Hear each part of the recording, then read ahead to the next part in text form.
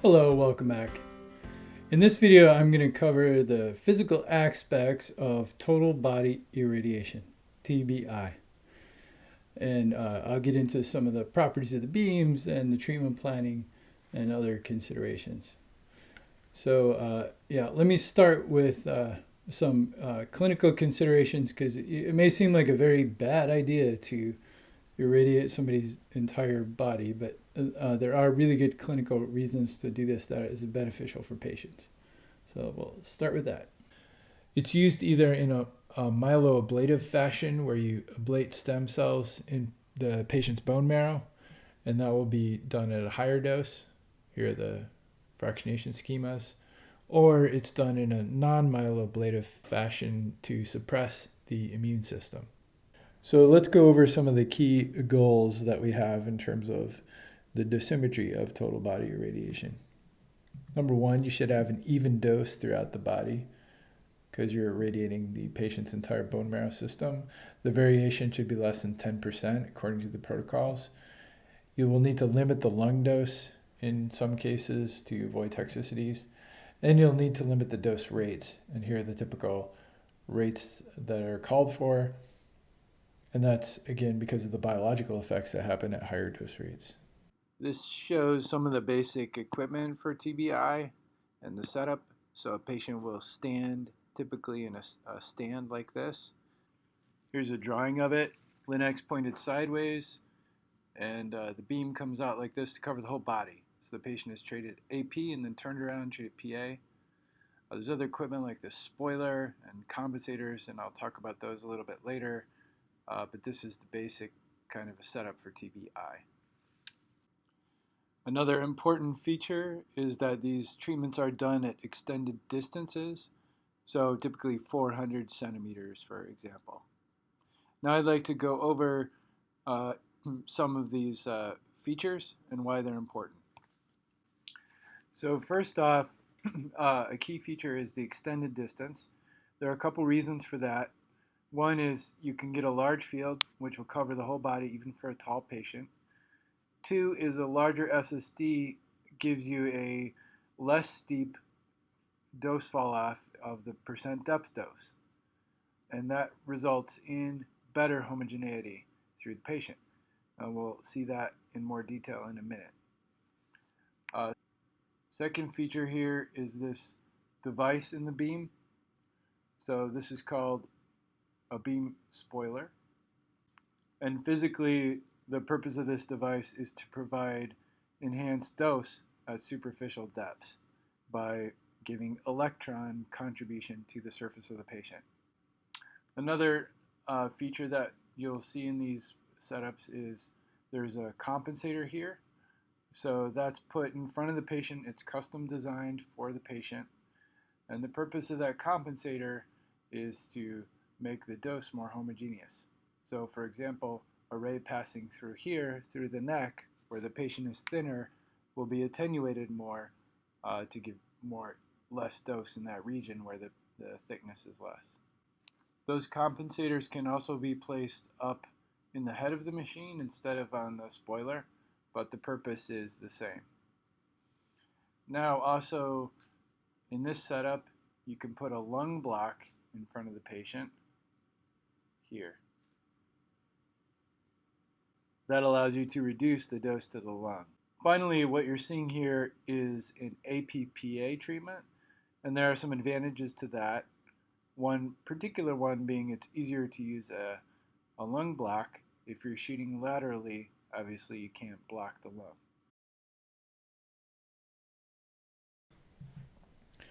So let's review some of the basic concepts in terms of dosimetry with two-field plans, an APPA, let's say.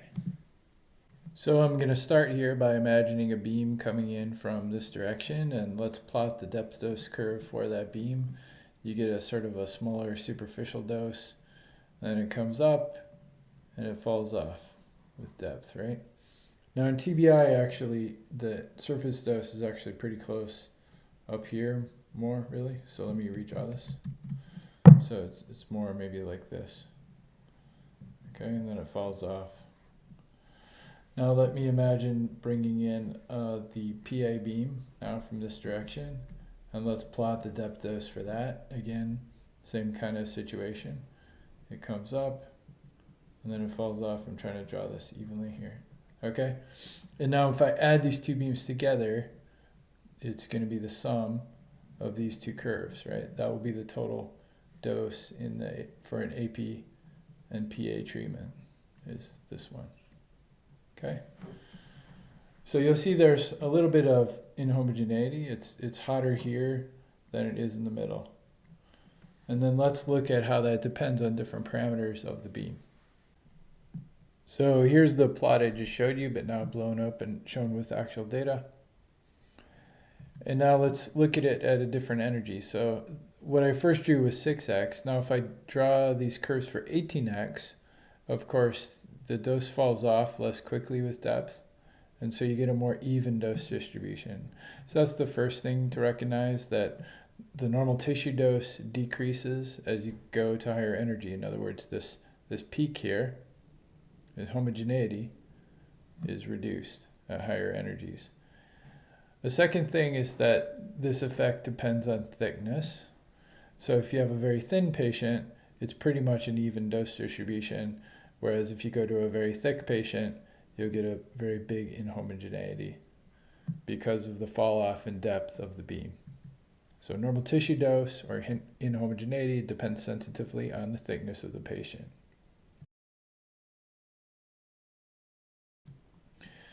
So we can actually calculate a metric that we'll call the dose homogeneity, and that's just equal to the dose at this peak here divided by the dose at midplane. And ideally those would be the same, and that number would be 1. So if you look at that number, dose homogeneity here on the left, plotted versus the patient thickness. So first of all, let's just look at this curve here on the top. It's for cobalt beam, and you'll see that as the patient gets thicker, it becomes less homogeneous. That's what you saw in those previous curves. Remember the 6x versus the 18x. The lower energy beam has a big inhomogeneity. Now as you go to higher energy, that effect falls off. It becomes more homogeneous here at 6 MV. And then here's at 25 MV. Okay, so the same effects that we were seeing in the plots, now just plotted quantitatively. The other thing is that it depends on the SSD, right? Remember, first let's look at the effect, okay? So here's 6 MV at 100 SSD, which we wouldn't really treat TBI, but there it is. You see it's fairly inhomogeneous. But if you go to extended distance, here's 6 MV at 300 SSD, it becomes much more homogeneous, right? More even dose. Why is that? That's because when you're at extended SSD, the PDD falls off less sharply, right? That curve is flatter, and so the homogeneity is better. So just as summary and review then, here are the 3 factors that affect dose homogeneity in TBI treatments: SSD, thickness, and energy. Here's some pictures of typical setups for TBI and treatments. Many times a patient will be placed in a stand like this where they can hold on, and then the spoiler goes on in front of the patient to increase the superficial dose. Sometimes there's a sort of a harness system used, as some of the TBI patients are quite sick, as you know. Here's what a lung block looks like here on a simulation film on the left, and then on the actual treatment film on the right. Typically, in many clinics, these are used for the first 4 out of 8 fractions, let's say, and the goal is to reduce the dose to the lung to about 70% of the prescription dose. So it's not a full block, but designed to decrease the toxicity there and still provide some dose to the bone marrow in the region. So these are your options for treatment. We've looked at standing beams treated APPA, but that's not the only way you can treat. You can also treat with lateral beams, and that could be with the patient standing up. You could treat sitting down or lying down, again, possibly with lateral beams. You could treat decubitus, patient laying on their side, and APPA. Or there's a special pediatric patient setup. Again, you want extended SSD, so they're down on the floor of the room. You need a beam spoiler, that's the plastic over the top of the patient.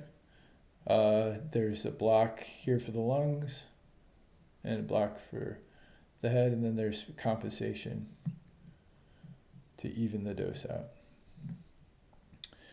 So the lung blocks that I'm showing, it's not possible to use those in the lateral setup. You're actually relying on sort of the patient's arm to provide extra dose attenuation in the lung region. So that's one of the disadvantages of lateral treatments. Also, it's somewhat less homogeneous because the patient is thicker in the lateral direction. So that's something to account for. Now let's talk about verification. You want to make sure that you've delivered the right dose. And so different types of detectors are possible during treatment. And here are 3 of them. And I believe that diodes are the most commonly used detectors for this type of setup. And one of the main reasons is they're easy to use and you can get an immediate readout during or just after treatment. So these devices are typically left on for the entire treatment, read out at the end, and here are some locations where they might be placed. And then you would read out the dose at each location and make sure that it's homogeneous. In other words, that the compensator was built correctly. All right, so there are the basics of TBI. I'm going to have a reference list here for you, but in actuality, there are not that many publications about TBI. The reports from the APM are quite old. There are bits and pieces in the textbook, but there's not a whole lot out there. So I hope that this video and the text will give you a pretty good handle on the basics around TBI. Thank you.